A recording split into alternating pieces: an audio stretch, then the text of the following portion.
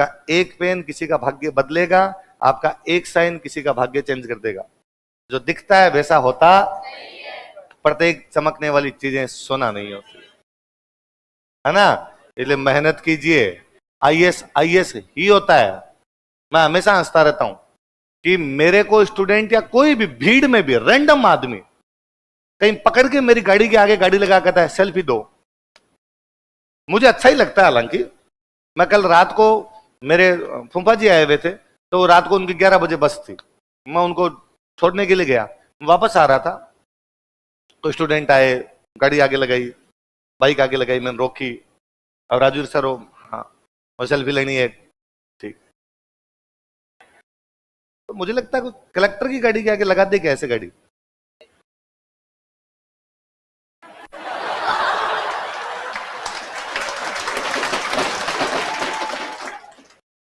मेरा यहां हाथ पकड़ लेता है कोई चलता, अरे सर सुनो तो, 10 मीटर दूर खड़े होते हो जाके, आपकी हिम्मत ही नहीं होती आप किसी पुलिस के ऑफिसर उनके सामने जाके चेयर पे बैठ जाओ। वो वही है।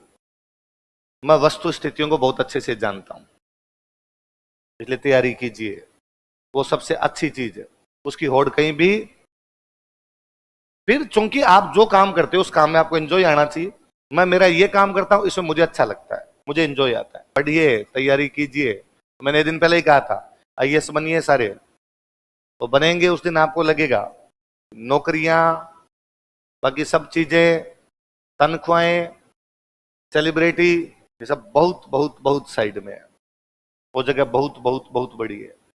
वहां कभी तब ये होगा आप एसडीएम होंगे, कोई एक गांव में कार्यक्रम होगा कि प्रशासन गांव के संग, ऐसे कार्यक्रम लगते हैं, प्रशासन गांव के संग एक कार्यक्रम हुआ, उस कार्यक्रम में आप ऑफिसर के रूप में बैठे हुए हैं, आपके साथ में खूब सारे लोग दूसरे बैठे हुए हैं।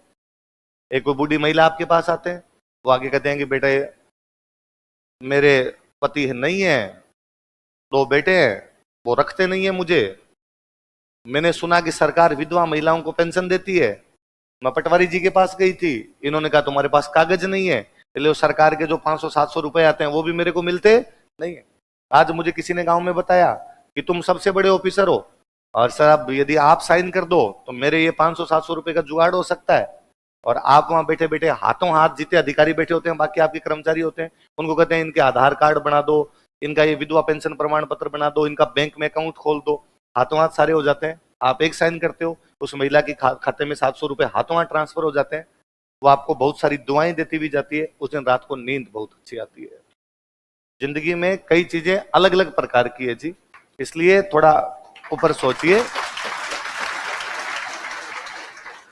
आप कलेक्टर होंगे, लाल बत्ती पर हम जैसे लोगों की गाड़ियां इसलिए रोक दी जाएगी क्योंकि कलेक्टर साहब का मूवमेंट है,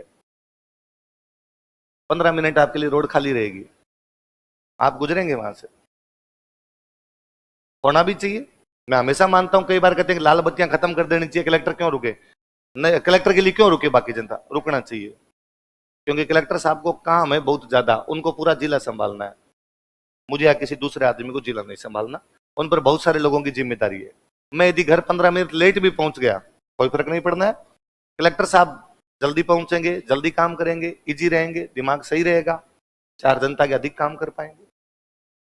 आप नौकरी की तैयारी नहीं कर रहे, आप बोले एग्जाम में लिखा हुआ है राजस्थान प्रशासनिक सेवा, भारतीय प्रशासनिक सेवा, तो तय कर लीजिए आप, या तो आप कह दीजिए कि नहीं सर सेवा करनी ही नहीं है, पैसे कमाने हैं, तो दुनिया में पैसे कमाने के खूब सारे तरीके हैं, पैसे कमा लेते हैं लोग। आप कहिए कि नहीं सर इनसे भी ऊपर कुछ चीजें होती है, तो वो चीज वो है जिसकी आप तैयारी कर रहे हैं, इसलिए वैल्यू कीजिए इसकी।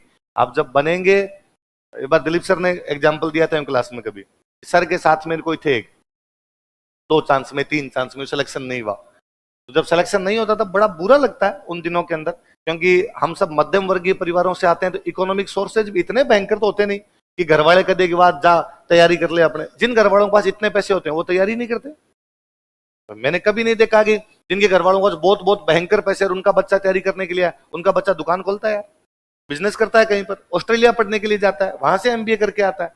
अपने सब मध्यम वर्गीय परिवारों के, मैं तो हमेशा मानता हूं कि अपने तो मध्यम वर्गीय में निम्न मध्यम वर्गीय परिवारों के लोग हैं जिनको ये तैयारियां वगैरह करनी पड़ती है।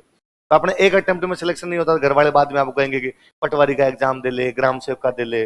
आपका जी करता है कि नहीं देना, मेरे पिछली बार मेंस में 7 नंबर कम रहे थे, इस बार थोड़ा और पढ़ूंगा, हो जाएंगे, मेरा सिलेक्शन हो जाएगा।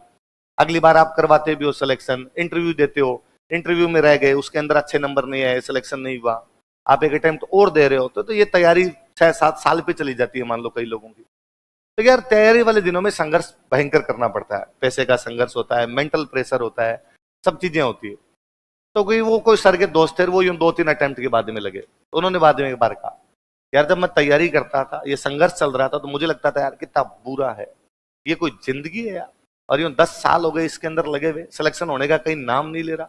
पर अब जब कभी मैं इस लाल बत्ती वाली गाड़ी के आगे खड़ा होता हूं ना, तब मुझे लगता है यार 10 साल नहीं, इस नौकरी के लिए तो 20 साल भी संघर्ष करते तो भी कम था। राम जी 14 का वनवास काट के आए थे, यदि 14 साल का वनवास काटा जाता तो भी बड़ी बात।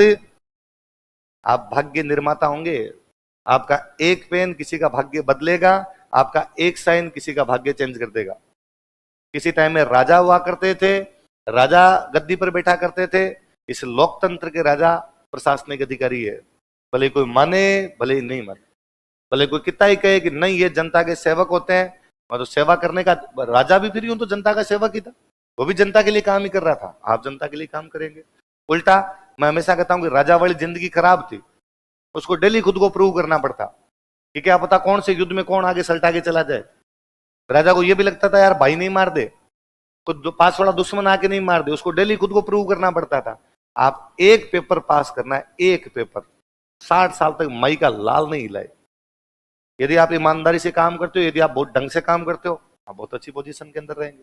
भले बड़ी चीजें हैं, तो बाकी चिल्लमपो है दुनिया की, है ना, जो दिखाई देता है वैसा होता नहीं है। इसलिए जो तैयारी कर रहे हैं इसमें एंजॉय लीजिए, और जब तक जो काम करेंगे उसमें एंजॉय नहीं आएगा तब तक वो काम नहीं कर पाएंगे। मैं कहते नहीं बता रहा कि मेरा काम खराब, मुझे बहुत अच्छा लगता है, मुझे अभी इस पढ़ाने से अच्छा कुछ लगता ही नहीं।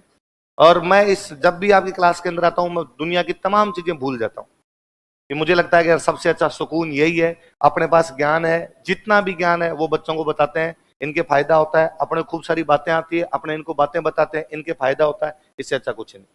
मैंने घर वालों तक को कह रखा है कि सुबह 7 बजे से लेके शाम के 8 साढ़े 8 बजे तक, जब तक ये ना लगे कि मेरे आने से किसी का जीवन बच सकता है, तब तक मुझे कोई कॉल नहीं किया जाए।